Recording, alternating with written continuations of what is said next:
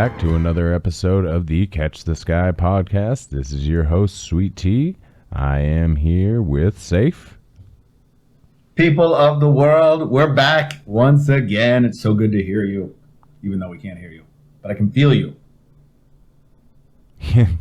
We can feel you.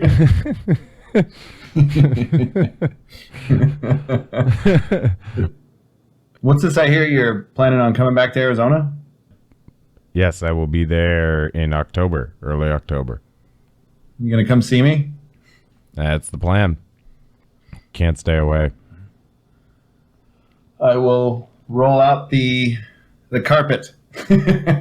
Yeah, just whatever's lying around. Doesn't need to be red necessarily. Is Frank coming this time? No. I will be Frank free. So that'll be nice. How is Frank? He's good. He's sleeping on the couch at the moment. Lazy fucker. He needs to get a job. Yeah, right. Been hearing the same thing.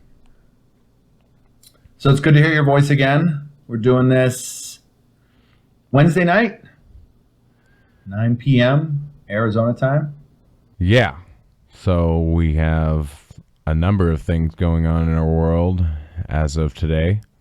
We have race taking center stage again.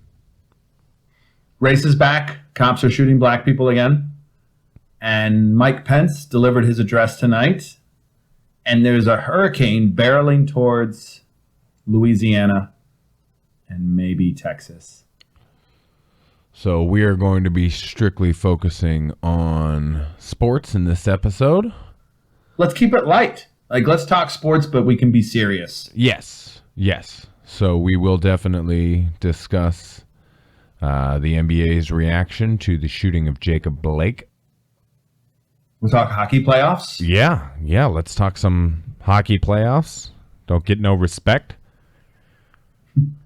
Nobody likes hockey. NFL, obviously, is starting soon. I don't know when preseason is going to start. Well, hopefully it's going to be starting soon. I don't know. We'll see what happens. That's why this NBA situation is pretty interesting. It is. The inmates are truly running the prison, and it's fantastic. Yeah, I love it. I appreciate them taking the opportunity to just take the whole system by the balls. Kind of like Dan Snyder took it by the nipple by ordering some risque DVDs of his cheerleaders. His cheerleaders. Jeez, God, I said it like they're property. Wow. But aren't they property? Either way. No. Holy cow. He pays them, so, I mean, he pays their wages. So you didn't misspeak, I don't think. Okay. People as property. I think there's a lot going on with labor. It relates to a lot of different things. I think we'll tie it all in. I want to talk our favorite sports movies. Everybody loves entertainment, cinema, its impact on our life and our culture. Movies have been a profound impact on how I think, how I view, and how I see the world. Yeah. And sports movies particularly. I think a lot of people could agree. What are your top five? Top five, all time. How I judge number one is based on the amount of times I can just watch it over and over and over and over again. And this one was kind of an obscure film. I would go to the video store and I would get a VHS tape and I would rent it. And there was on the cover is a picture of Richard Dreyfuss, like he's praying. He has his hands together and he's kind of looking up at the sky. And around him is the dog track. Well, the horse track, excuse me. Horse, that's illegal right now. But either way, Let It Ride. My number one movie on my first part is Let It Ride. It stars Richard Dreyfuss. And I don't know if you remember Jennifer Tilly from the Chucky movies or Terry Garr from Young Frankenstein, but they're in it as well. Now, is Jennifer Tilly, was she not on like a celebrity poker show for a number of years? I hope so. There was a late night poker show when poker was really big.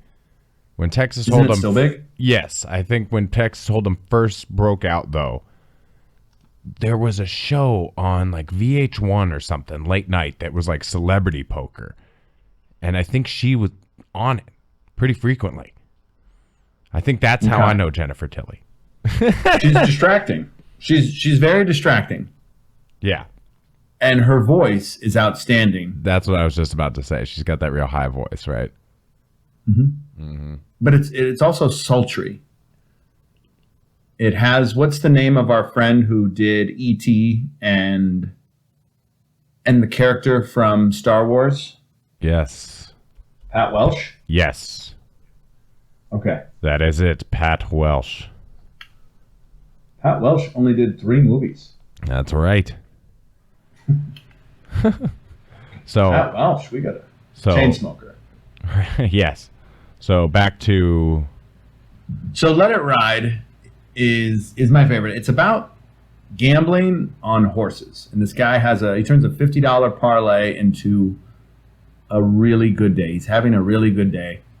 And you see him, he has all these relationships, and some are new and some are old, and he comes to rely on those who are closest to him. And I think, to me, it sparked an interest to gamble and the idea that I can believe in luck. Speaking of gambling, I just want to take this moment to again officially retire from playing fantasy sports moving forward in my life. This includes baseball and football. It's sad, I know, but I just want to thank all the teams that I helped destroy over the years by dropping the Buffalo Bills defense and other shenanigans that I've pulled in the past. Like drafting 3 tight ends on auto draft. That is actually pretty memorable. So gambling, it's now legal. Is it legal in Pennsylvania? Because it's not legal in Arizona. It is. It is legal here. Well, you can't gamble anyway because none of the teams want to play. Well, the NBA teams currently don't want to play, and I don't blame them. But we'll get into that a little bit more later on. Sticking to your top 5 at the moment. You want me to go number 2? Anything else regards to if you're ready for it and sports gambling? I don't know. Did you have any other questions on sports gambling at the moment? I'm just glad it's legal. I think we do need to give Chris Christie and the New Jersey state legislature, I don't even know who wrote the bill. I doubt anyone wrote it. I bet a lobbyist actually just handed it over to a senator or a House member and said, here, put this into law. Because that's how legislation is actually written in this country. People don't go to Washington or the state capitol to change. They just go there to see what the interests want. This is evidenced by my own personal experience. Signing up to run for office as an independent, I might add, which was made it far much more difficult. But as soon as I entered paperwork, I received all types of surveys from various groups asking to share where I stood on a number of issues. Those groups included far-right groups and what could be categorized as far left and far right. We'll categorize them as such. But they want to know how I felt about internet, about the environment, about abortion, about speech, about guns. Yeah. Yeah, it's a lot. So gambling, I think it should be legal. I would prefer to just be able to do it from home on a legal website that's regulated. I just wish our legislatures would be more proactive. Say it again. I said we can here. It'll get there. We'll get there. But I'm done gambling for now. Probably get there before the legalization of recreational marijuana, which is on the ballot in Arizona. And I'd prefer the state legislature actually piece together a bill legalizing recreational marijuana. That way they can have control over it and they can ensure that funds would be diverted to where they need to. Because in Arizona, once a state ballot measure becomes law, it's more difficult to overturn, alter, or change, and would require another ballot initiative to ultimately alter it. So however this is written, whoever wrote it could be marijuana lobbyists or marijuana enthusiasts, and they could be getting 90% of the funds, whereas they always say, oh, you can invest in education and all these things, and there's no intention to actually do that. And I think that's the frustrating part of how this. So I actually may vote no against legalization solely because I want the state to make sure that the revenue actually goes where it needs to. which will actually relate to the broader context of our conversation tonight and why communities all across the country are struggling, because there's a lack of investment in public resources. And that's what defunding the police is all about. People don't understand that. And they don't understand how the pension system is working. By the way, I have another great conspiracy theory about removing people from the pension and Medicare, Social Security. Let's spread a virus that'll just kill old people. There you go. Boom. Dropped it. That's the latest conspiratorial buzz. Oh my. So I just went on one there. So Yeah. I had to get all that out of my system. No, that's good. That's good. I did this the other night in reference to Grand Canyon University, which is a for-profit private, not-for-profit private Christian school, but they used to be a for-profit private Christian school. Grand Canyon University was the first, because they were a publicly traded entity, and then they were for-profit. They were able to join a collegiate basketball conference, and so that was a big thing. So it relates to money is everything, and so I just follow the business page, and you'll have the truth. I'll just share that. And so, Yeah. number 2 on my favorite movies of all time list, The Natural, starring Robert Redford, baseball classic. It is considered one of the top 5 movies when I asked my OK Google Mini. Said, name me some good sports movies, and it named The Natural. I was so happy. Nice. Bet that made you feel good. It's a film that... Oh, now Google's just mad at me. You'll get to meet the Mini in October. She's got a British accent. I prefer it that way. Wow, wonderful. I can't wait. Can't wait. Yes. It's going to be fun. So, yes, I miss baseball, and I wish I could have traveled to see some more sports stadiums this year. I still think my visit to Cleveland as a preseason game, obviously when the Cardinals come, if and when we're up and running again, I do want to be there. We'll Doesn't square matter that what away. time of the year. Yeah.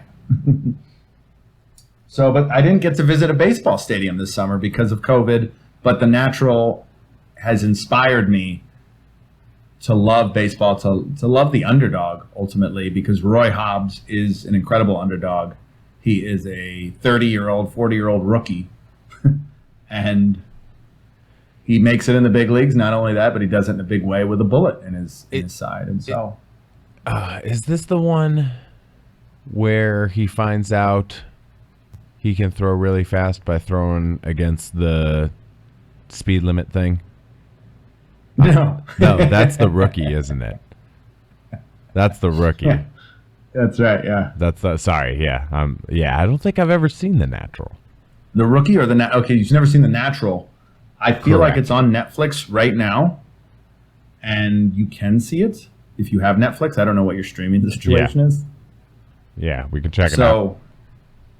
So it's a Homer's Odyssey is what comes to mind, and how we put athletes on pedestals, how we put anybody on pedestals. Yeah. False idols is how it would be categorized religiously, but Homer's Odyssey is about that same thing. And there's a character in the movie called the Whammer, and he's the Babe Ruth character. And Roy Hobbs is the protagonist in this film, and so he's the good guy, but he's also susceptible to, he's weak to women, and he ends up having an affair, and that's how he ends up getting shot. But he does climb his way back into the world and into baseball and into the arms of his original lover and eventually their original child, which he had before he left to make it into the big leagues. And so he's a flawed hero, and we love that. But what we do is we tend to put people on pedestals unfairly. I think Charles Barkley said it best when he said, "I am not a role model." I actually agree with Charles Barkley on this. Charles Barkley is a more reasonable Republican, not some of this batshit crazy stuff. I think we could have a decent conversation about the role of government in our lives. I'd be happy to do that, but just leave the birtherism and all the other conspiratorial shit behind, and we can have an actual conversation with facts. And Charles Barkley.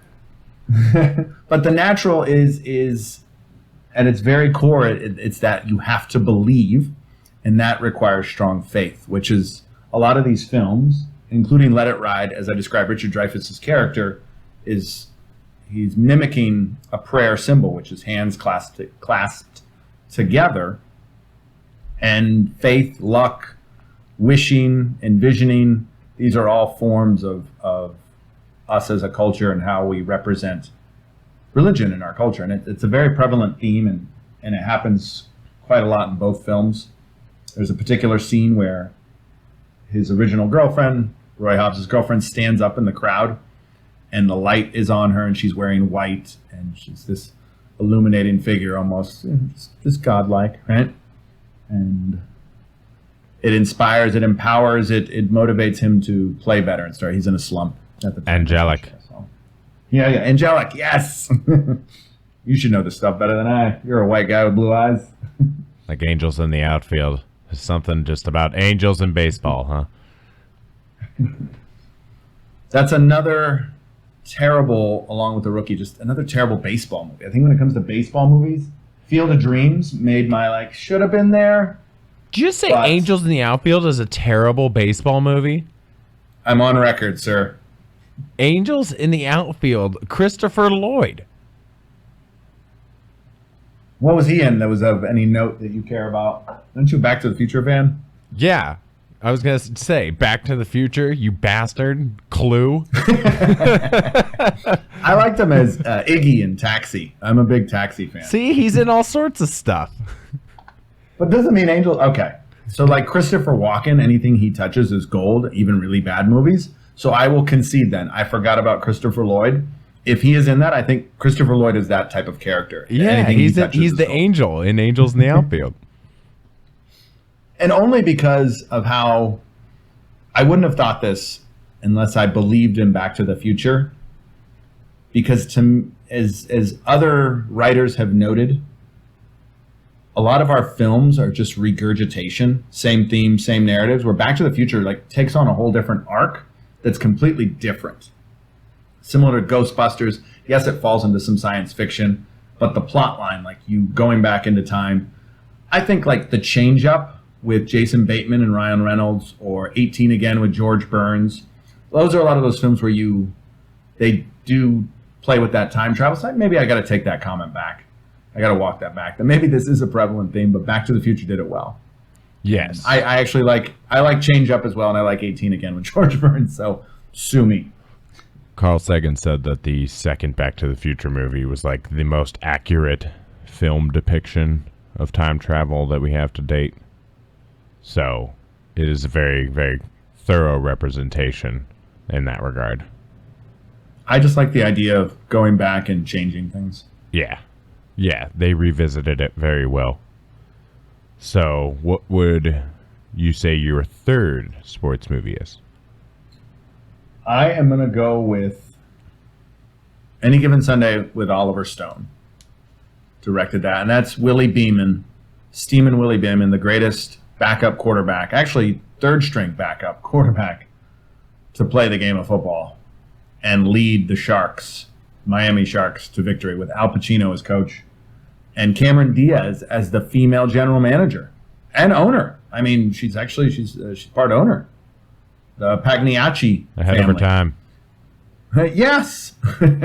And Oliver Stone, great conspiracy theorist. He's got a lot of good stuff out there. JFK inspired my love for conspiracy theories. So I love Oliver Stone. I love Oliver Stone movies. I think Platoon is well done. And Any Given Sunday, it's just the soundtrack is banging. And it deals with the harsh realities of football more so. Player injuries. There's some wooziness that I think could be correlated with concussions. How athletes recover, the use of steroids, Lawrence Taylor's character, the ethical, moral implications. I'm of course a huge, I believe, because I've received steroid treatments to physically heal my body, I don't think that should be illegal. I think if there's advancements in medicine, players and athletes, everybody should be able to recover soundly. And yeah, maybe it results in people like Tom Brady playing until they're 45 and Russell Wilson wanting to do the same. But I still think that our sports drug laws are a bit archaic. They're a little bit behind. I don't even think players can use marijuana, or they can now, actually. I think the NFL is allowing that. Did they sign off on that last year? I thought it was part of the agreement this year. I think they laxed it. And that went into effect this year. Yeah, I think NFL eased rules about players' use, so Josh they Gordon. can. Yeah, there it is. Yeah, but Just 5 years too early. 10 years too early, Josh Gordon. Poor bastard. yeah, So moving on. Flash. You're right. Yeah. Yes. So any given Sunday, I love steroids. I love steroids.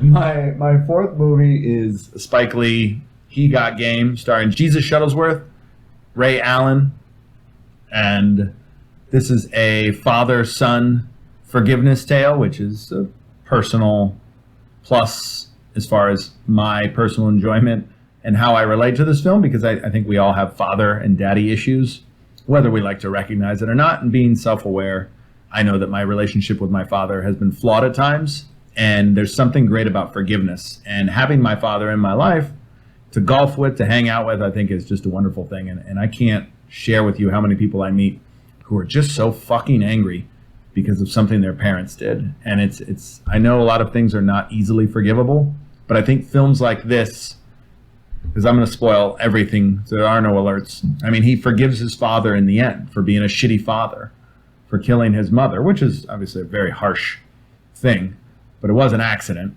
And I think any tales of redemption are well done. And I think the soundtrack, again, there's when they blare the flutes at the very end, I cry, I get inspired, and I love Spike Lee for those little twists. He does that with music in his movie. And music's obviously a big influence. So He Got Game, basketball movie, and well, I'll stop there with that. But number 5, it's The Sandlot.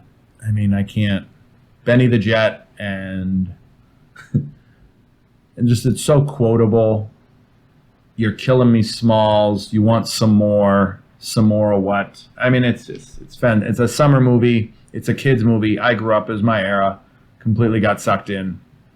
I related. You know, they had the black token character and the black Mexican character, which I love. There are no Asians, unfortunately. No Korean or Japanese kids on The Sandlot. I don't think Saudi Arabia fields a great little league team. I'm just surprised none of the Saudi Arabian players have gone on to play Major League Ball. We got to look into this. At least the black kid was the pitcher. He's kind of like a Satchel Paige type of character. Mm-hmm. Yeah, really like that. The Sandlot is definitely in my top 5. I don't know if I could necessarily rank mine off the top of my head, but The Sandlot is definitely in there. Harking back to hockey, not getting any respect. Slapshot is definitely in my top 5. I don't know what your Google Mini has to say about that, but I think that's just a very classic, not just hockey movie, but just manly movie. You know, it really gets in behind the locker room door, so to speak. I'm a big fan of Paul Newman's dressing. Yeah, right? They donate 100% of their profits to charity. It's currently on Hulu as a premium subscription, which makes it... Oh, I might be able to sling it on Amazon. I'll see if I can. Because I've never seen it before. Slapshot? I've seen highlights. Oh, Slapshot's a good one. Fucking machine took my quarter. But you haven't seen The Natural, so we're even there. Yeah, we're even in that regard. You played hockey. You love hockey. Nobody gives a shit about hockey. The hockey playoffs right now, the Flyers and the Islanders today. Islanders, I mean, it was just a great game. Went to overtime and looked like Flyers were on the ropes. But nobody gives a shit about hockey playoffs. And I don't understand why. It's a violent sport. It's an exciting sport. And nobody likes it.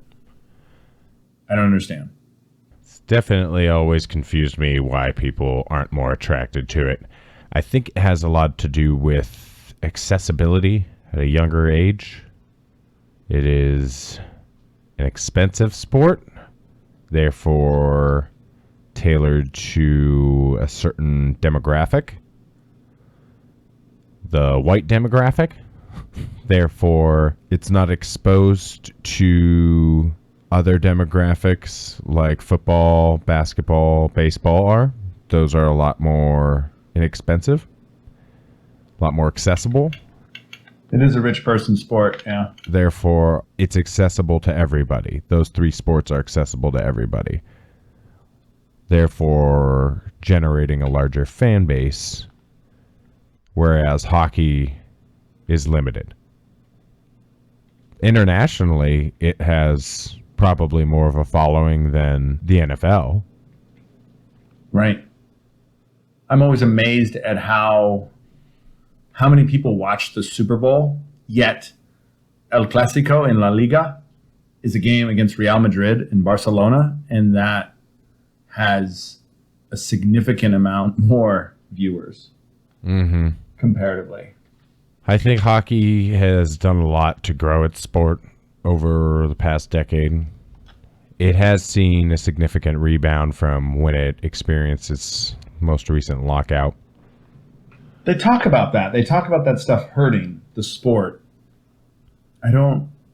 Hockey was in a weird place in the early 2000s. Wayne Gretzky had retired. Mario Lemieux wasn't around.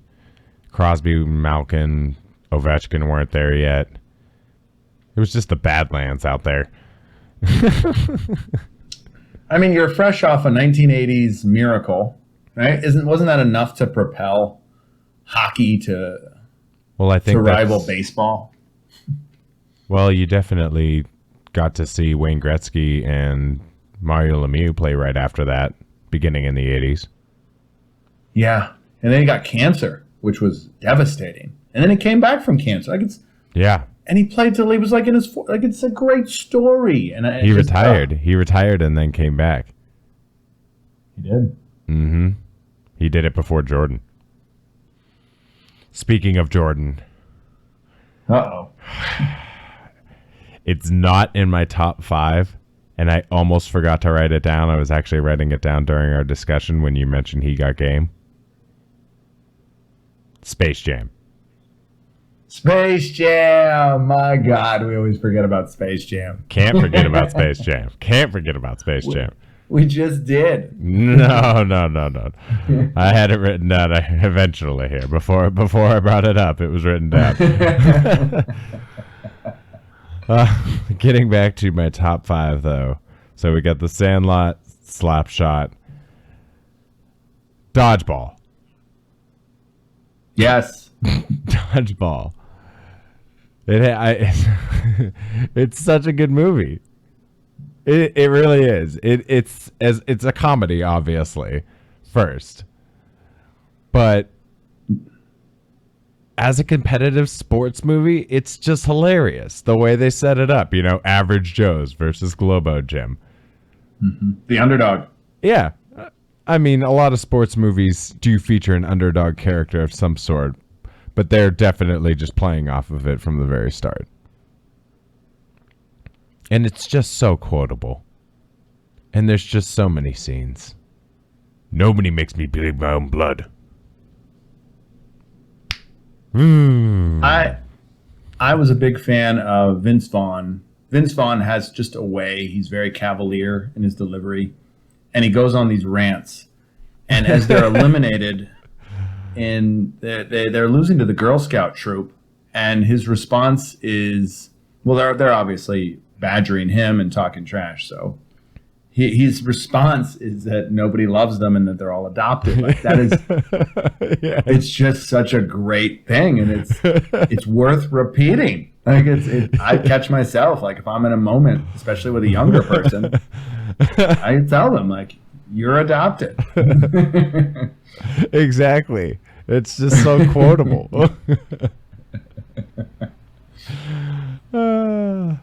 It really is. I love that movie. And I think the character's name, Patches O'Houlihan, I don't know who comes up with such a name. But Hank Azaria, I think, is one of the more underrated actors of our time, just because of how versatile he is as a Simpsons character. Mm-hmm. Yeah, that's right. Isn't he Krusty the Clown? I think he's everybody but Lisa. Oh my God. He's definitely Apu, and that is a separate discussion in itself. But the controversy over Apu is legendary. Mm-hmm. Because it's actually, when I say we are rolling, that comes right back to me working on the set of The Kingdom as an extra out here in Arizona near Williams Air Force Field. In 2007, Jamie Foxx, Jennifer Gardner, Jason Bateman, a great addition to Dodgeball, Jason Bateman, by the way.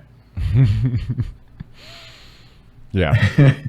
And working on that film, whenever they would say action, someone would say we are rolling, but because the entire extra cast was a conglomerate of brown-looking men, because the film's supposed to be in Saudi Arabia, so we're all meant to look Middle Eastern.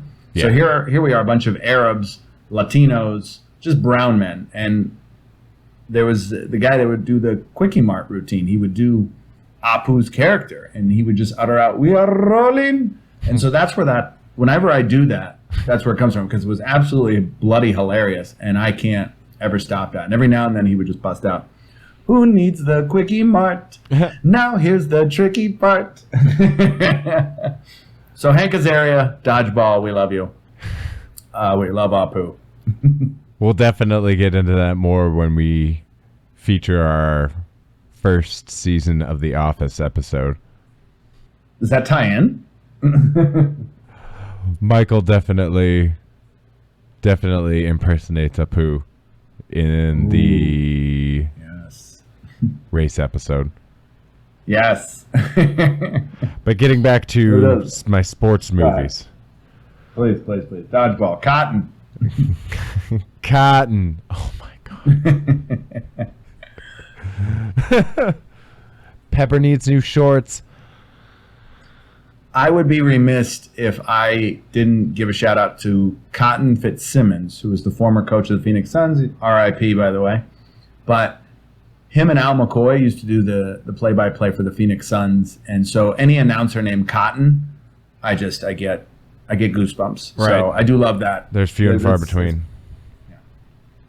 Dodgeball is definitely top 10 for me. So nice choice. Thank you. I think the next one is in a lot of people's list, Rocky. Oh. And then everybody always asks me to pick one of them, and for me, it's really 1 through 4. 1 through 4 is where the core of Rocky's at. Starts falling off after that, right? Sure. Balboa wasn't bad, but Rocky's real story, I feel like, is in the first 4 films. Which also ties back into what we were talking about earlier when you want to talk about steroids. Go ahead. The 4th Rocky film. Was Rocky on steroids? No, the 4th Rocky film, Drago was. Oh, yeah, Rocky versus the Machine. That's right. Ivan Drago is played by Dolph Lundgren. A Russian. Yes. Well, he plays it. Is he a Russian in real life? Yeah, he is a Russian in real life. It doesn't matter. He plays a good enough Russian. He plays a good enough Russian. Go on. Well, I hate Russians, but I grew up in the 80s, and we were taught to hate Russians in the 80s. And now we're cozying up. They're trying to steal our election. They're astroturfing Facebook groups, and you think you're joining some activist organization that's grassroots, but all you're really doing is supporting the Russian agenda and just falling right into their propaganda on Facebook. It's outstanding how stupid people are. Us included, by the way. Like your viewers at home, the only reason this podcast showed up in your feed is because the Russians put it there. But no, I'm glad Rocky beats the shit out of this guy. Well, he has to. He makes America proud. Yeah. After what he did to Apollo. He kills Apollo. But Apollo, to be fair, like he wasted all his energy dancing around before he even went into the ring. Like dressed like an asshole. Oh, he looks like the Monopoly guy. Yeah, he had it coming. If anybody had it coming. I'm glad he kicked his ass. Oh, God. Living in America. So my fifth one. Go ahead. My fifth one might be controversial Uh-oh. because some may not consider it a sports movie. What were your first four? The Sandlot, Okay. Slapshot, Slapshot. Dodgeball, Dodgeball. Rocky, Rocky. and then the fifth What's number 5? is Gladiator. Ooh. Now, is Gladiator a sports movie? That's what I'm asking. Would you consider it a sports movie? Well, We discussed how a lot of these other movies have narratives in the background. You know, there's other things going on besides just the sports that we're seeing. Right? You the discussed sport of people fighting. Boxing is a sport. Wrestling is a sport. There's great movies about boxing, like Rocky. Yeah. Yeah, I'm talking the only reason that people might try and say that Gladiator isn't a sports movie is because of all the other elements to it. It happened in the Coliseum. Yeah, aren't there a lot of other elements to all the other sports movies too? Like you were talking about The Natural, him getting back with his wife and kid and everything. It's all along the plot line, yeah. In Gladiator, that's all he's trying to do. And I guess one would argue in the end he does. I think it's a sports movie. They're fighting in the Coliseum, and many stadiums have been named Coliseums and been named after the Roman Coliseum. Like, that's where we get these names, right? Mm-hmm. I don't know if that's true. We can make up facts these days. So Gladiator. I say Gladiator also because any character name, like I want a jersey that says Maximus Decimus Meridius. Like that is a jersey name. Where can I get a Gladiator jersey to rock around? Commanders of the armies of the North, General of Felix legions, loyal servant to the true Emperor Marcus Aurelius, father to a murdered son, husband to a murdered wife, and I will have my vengeance in this life or the next. I don't know why they have British accents. That's my only critique there, because they're in Rome. And then Joaquin Phoenix, this is before he went off the deep end, and he's fantastic. Such a good movie. He is fantastic. He's always been fantastic. I left off some movies. Yeah, me too. Yeah. What? I didn't like football movies. Any Given Sunday, Remember the Titans, I think we could agree. Remember the Titans, I believe we could agree. Could have been on there. Yeah. For sure. It's an interesting one because when you watch it, after you leave the movie, you think that race relations in the United States are perfect and that everybody loves each other and that there's no way that anybody could ever be racist. And that somehow in the 1950s, all of this was cured through football. This is a prevalent theme in any sports movie. You have wide varieties of genres that have this. There's an undertone. Yeah. But unfortunately, the reality doesn't reflect that in this case. Remember the Titans was on my list. I also included staying in line with football movies, Little Giants. Ooh, Rick Moranis' best work. It really is a great movie. Ed O'Neill. To Al Bundy. And is Married with Children, a show based, 4 touchdowns. Anything with Polk High, honestly, is fantastic. Great fantasy football team name, by the way. Polk High, you're welcome. Oh, my God. How about you? What else you got? Unnecessary Roughness had Sinbad in it. Maybe some other actors that I'm James Caan. I don't know, probably. Who knows? Most importantly, I Sinbad. Yeah. Sinbad is the ultimate actor in that one. There's some kid that Featherstone who can't catch the You were ball. just about to say that Sinbad's the ultimate actor.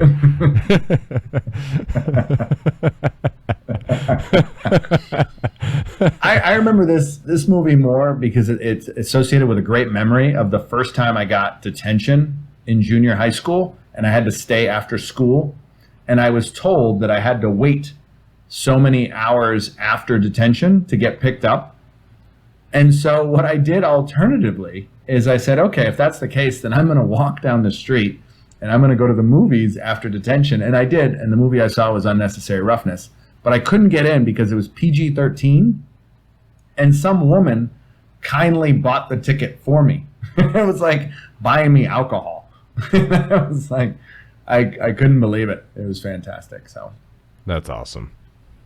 yeah, PG-13 movie. Probably had a nipple in it. I don't remember. But I'll watch it again for sure. Boxing movies. The Fighter with Marky Mark. Always a good one. And the second Batman. Well, actually like the fourth Batman, right? What? The Fighter. What's Batman have to do with it? Oh, Christian actor Bale. who played- Christian Bale. Yeah, Christian Bale. I was like, what the Batman's fuck? in that one. Like, what? He plays a Mickey or something. I don't know what he does. But I just Mark Wahlberg as a sports actor. Invincible's another one. Vince Papale of the Philadelphia Eagles. That's a great story. And I just like anything Mark Wahlberg. If he's doing something physical, I'm in, you know? Just a little gay for Marky Mark, no problem. Yeah. Calvin Klein underwear model, I'm in. And I do feel the vibrations. So, Field of Dreams definitely needs mentioning. And I believe you visited that recently. I want to hear about that experience, please. Yeah, I did visit the Field of Dreams.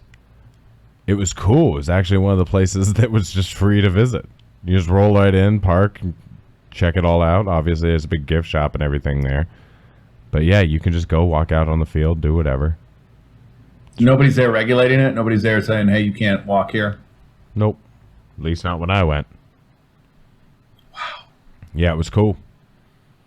Definitely a good movie, but definitely a good spot to visit if you're going across the country and road tripping through Iowa.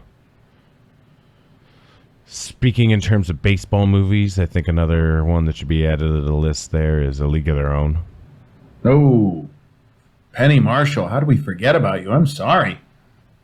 That's an atrocity. No, A League of Their Own is definitely... There's so many people in that movie. I guess when it comes to baseball movies, I would say League of Their Own, The Natural, Field of Dreams, Sandlot. and... Major League. Some people say Major League, but I'm just not a Major League fan. Yeah. Moving on. I also got Before you move on, T. Before you move on. what? The Natural... Bull Durham. Bad News Bears. There it is. Bad News Bears. The Bad News Bears as far as baseball movies. There you go. So League of Their Own, Bad News Bears. The original Bad News Bears with Walter Matthau. That was great. This is for Allah. This is for Allah, and it's going way out there, sucker. So quotable. Moving on. Yeah, moving on. Have Happy Gilmore. Oh, great golf movie. Yeah. Yeah, definitely. Shooter. Another quotable movie as well. For sure. And I think Kevin Costner, he leaves his mark in a lot of movies as an athlete, and Tin Cup is another one of them. Ah, okay. But Happy Gilmore is the best because, well, Tin Cup does this well as well. I think they give it a middle-class edge and make it, because it's a country club sport. I think we can go on record and say that your cousin, our mutual friend, he's not a fan of that because it's an elitist sport. You're just taking up land for the purposes of just for men excluding women. But now that, I mean, if everybody's involved, again, I think sports are part of the larger narrative of our culture, and they remind us of how exclusionary we are and how we just don't want to let other people in, the other. And golf is a reflection of that. We don't want to let women and ethnics in. Whites only, WASPs only. Caddyshack has that. There's a great joke in Caddyshack. Hey, Father, did you hear the one about the Jew, Catholic, and colored boy who got into heaven? That's the joke. But I mean, it's these jokes. People want to ignore racism, and they just think. I swear to God, they think it all went away when Martin Luther King made the "I Have a Dream" speech. Yeah, which is really and unfortunate. it's absolute nonsense. It's really unfortunate, and we're definitely seeing it just start to rear its head again. I mean, plain and simple. And it really should not be so cyclical at the moment. It should just be something that is addressed and squared away so that we don't have to keep coming back to it like this. There's so many communities around the country that I don't live in, that I've only visited. I am aware of how diverse and different each community is. And so every county, every area is going to have a different reaction, but they also have a different history. And I think we tend to take a movie like Remember the Titans or Rocky, and we romanticize our race issues. And it's like, it's okay, don't worry, Rocky's going to go beat up the Russian guy who killed the black guy for you. But that's just, nobody's actually going to kill the Russian. And Donald Trump's just allowing this to continue. And the Russians are helping to fan these racial tensions in our communities that have already existed. Like, this is the challenge of living in this multicultural society, especially one that embraced post-Civil War, during Reconstruction, the dominance over one group. And it's not like, oh, you're free now, you're welcome to come back into society and apply for loans at the bank. Fuck that. No, they went right back to the fields where they worked in, because that was the only place they could go. Otherwise, they were attacked by the newly formed Ku Klux Klan, who made it very clear across the country that there were rules that were going to apply. And along with those rules, they built statues and they built law enforcement departments. And people are trying to fight over the narrative of history. And we're so stuck in this idea that everything is okay post-Civil War, that everything's fine. And there's some beauty in America. I don't think anybody denies that. There's humility in it. There is compassion. There's a lot of love. But we're still unwilling to address anything. We don't want to say we're sorry. We've never passed any meaningful legislation against this. It's just almost like they cling to this idea that it's still okay to dominate another group. Yep. It's not going to change under the current administration. It'll only get worse. He's beyond that. So he's trying to say that, no, he's still like, hey, everything is fine in the 1960s. Martin Luther King saved the day. I have a dream speech done. We're all equal. And now you're going to benefit economically. And so they make these arguments. Obviously, the economy is devastated, and everybody knows, at least at this juncture, I hope everybody knows that people who are older and poorer tend to be more impacted because of the negative health, the negative environment that they live in. So people of color are dying disproportionately compared to whites in this country. And so obviously, if you have adequate health coverage, you're going to be fine. But if you don't, and I think that's what Obamacare is about. Like and it's in Hillary care. Like this has been going on. FDR should have just done this years ago. Like, fuck you, FDR. Like, why didn't you fucking give us socialized medicine, and maybe we wouldn't have half the problems. But it's important to remember the New Deal didn't benefit black people. Like, it purposely excluded them. And these kind of slights continued throughout history. And that's why we don't have this honest conversation about Jim Crow. And instead, Hollywood is nice enough to just, hey, look, you played running back, so you're fine. Shut up and dribble. And then that's what we've ultimately gotten. It's through movies that we see the world. And unfortunately, Hollywood glamorizes our race issues and hasn't really had an honest conversation. So the whole notion, again, that Hollywood is this liberal place, I don't think the films often speak to that. I think they sometimes hide the truth. Yeah, they definitely don't reflect it. Not this, what we're dealing with. I think that goes to show who's running the movie studios. We might have all these liberal people living out there acting in these movies, but ultimately they bend over and take it from all these rich guys. And they've been, the state of California has bent over sideways and provided them with tax shelters. So it's a whole industry that the whole state's become beholden to them. And again, it's just another reflection of wealthy people who take advantage of that. And sometimes they get called out, right?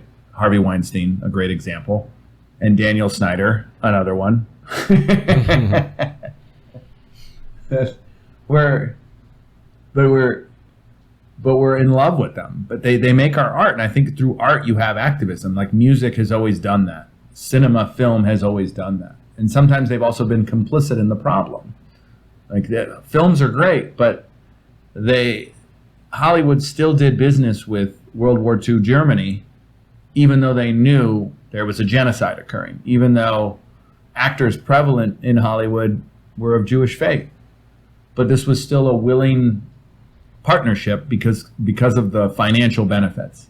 And these are some of the darker stories of Hollywood that people don't like to talk about.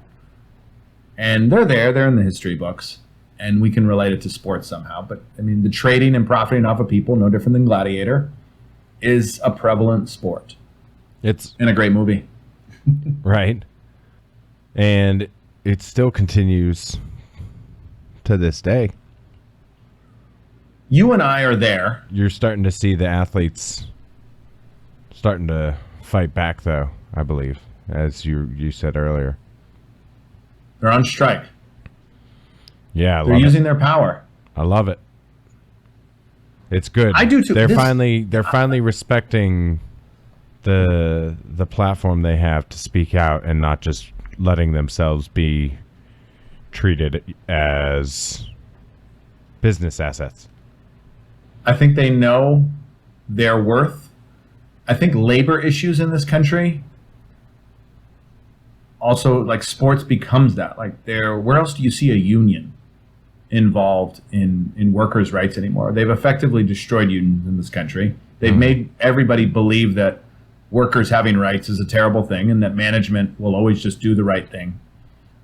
And it's an authoritarian dictatorship no matter what workplace you go to. You might have your Costco's or your New Belgiums, which are REI, which are like co-ops, and everybody has a vote or something.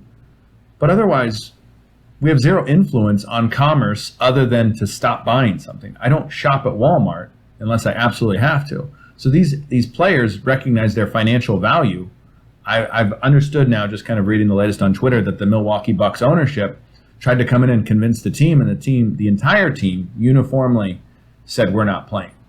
Mm-hmm. And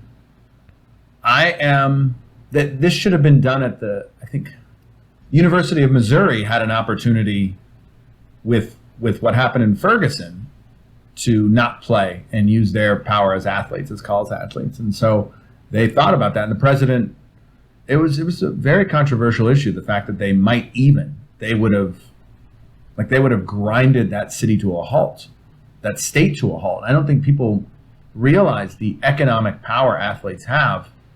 And it's been portrayed with Muhammad Ali, with Jim Brown, with Kareem Abdul-Jabbar, with Colin Kaepernick. And this is a continuous, this is nothing new.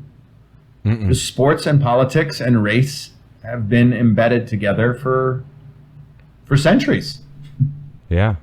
And they're just finally taking a stand against the bullshit, which I appreciate, and not letting themselves, again, be just treated as commodities, as they have in the past.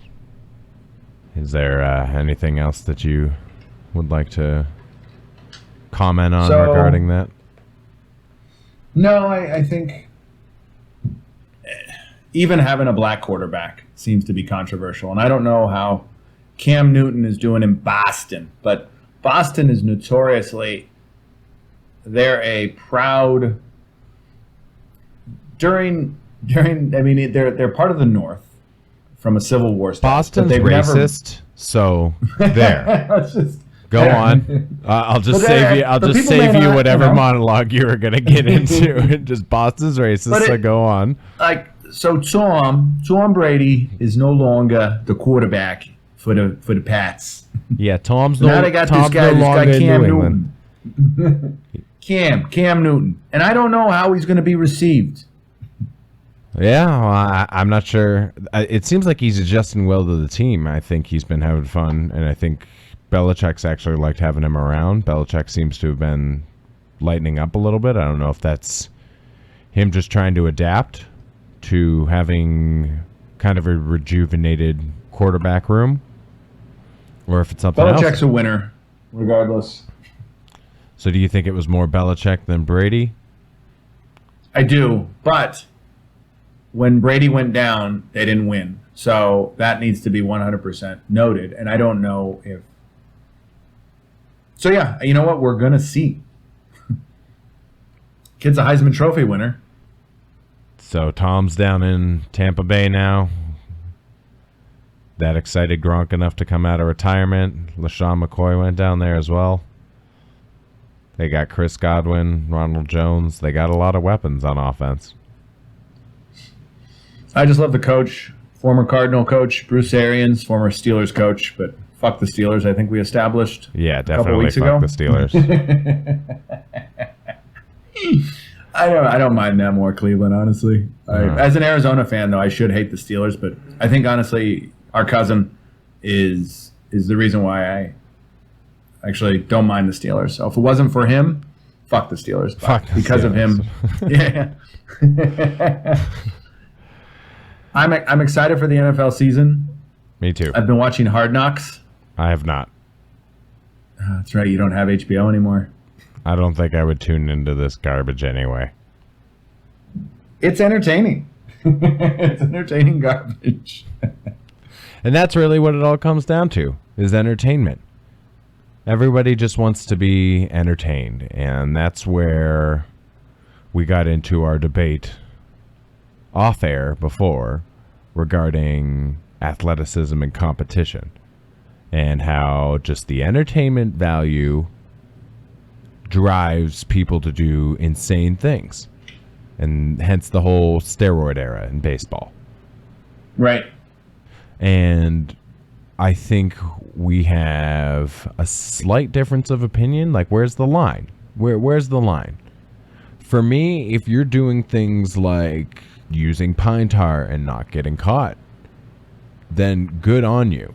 That's you're using something like a substance like that to your advantage, but it's not something that's actually physically enhancing your body, right? From the inside out, making you a more biologically superior being.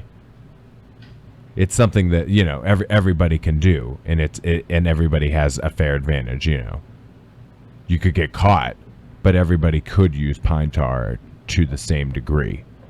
Whereas like something like steroids, like there's some people that probably can't take steroids, like physically, and it would impact them differently.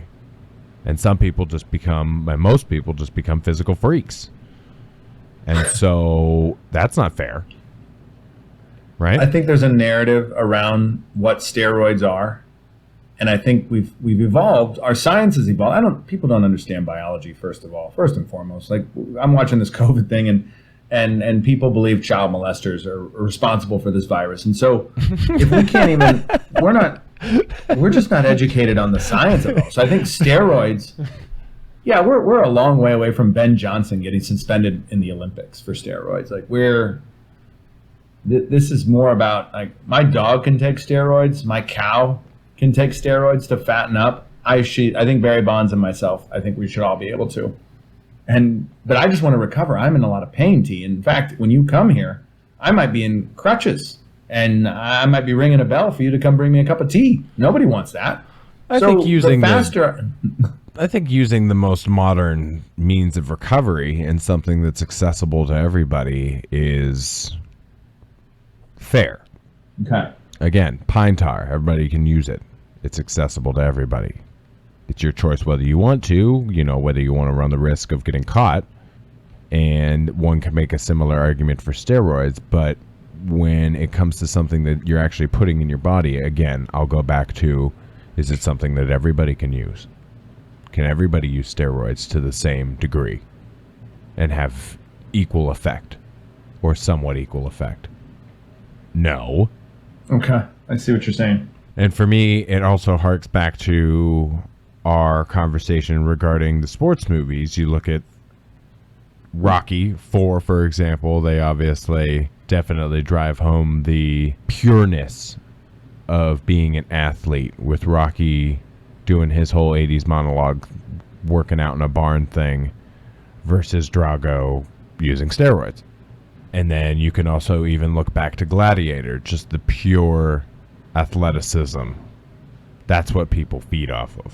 They just like seeing the raw humanity. And I think that's where, for example, I enjoy shit talking while playing sports, because it just feeds into the emotional side of things. Sure. Psychological, yeah, as well. And I think when you just start becoming so physical, that aspect is almost eliminated. Like, I don't remember anything about Barry Bonds' personality, because I just didn't give a fuck anymore. Yeah, nobody liked him. Because he was an asshole and he was just cheating. I think he was badgered by the press. Like, they just attacked him 24/7. Like, it's watching The Last Dance with Michael Jordan. Like, I think you get a real life look at how the press feasts. Like, they're financially benefiting on these athletes at the end of the day by asking for access. And if you're if you have enough status, they can make or break you. Like, they even talked in The Last Dance about the Jordan Rules, that book that was written by a Chicago reporter, and everybody was. It's this love-hate, and the press they fucked Cam Newton before. They're relentless ass. And Bill Belichick, I think, you see Belichick the way he handles the press. I think I love it. So there's, and then of course they're all trained to answer a certain way. Athletes are like, I really relied on my teammates, or that's when my agent to deal out. And they're all trained by public relations specialists. Who trained Bill?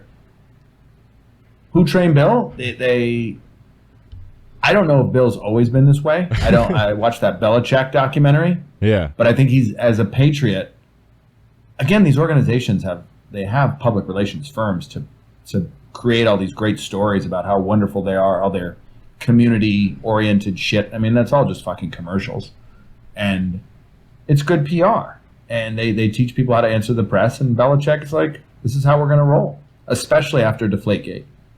And I'm indifferent about it all, right? It's just, I'm just in this bubble of propaganda that is our news cycle, and we're part of that too now.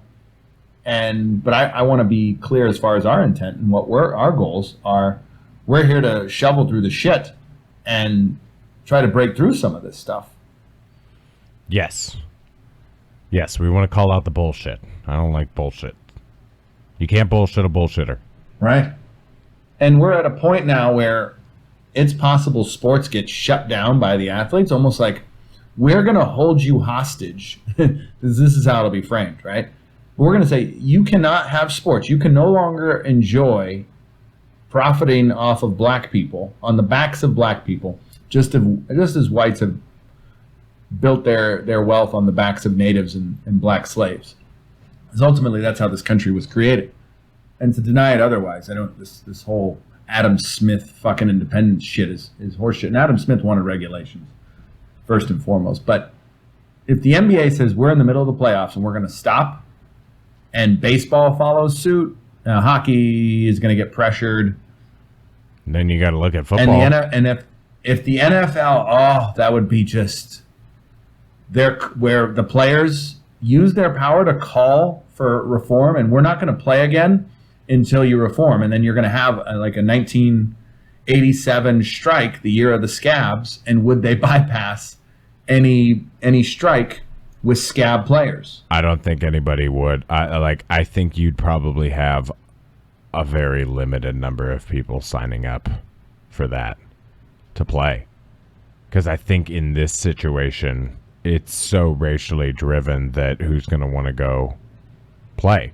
What, are you going to watch a bunch of white guys play football in 2020?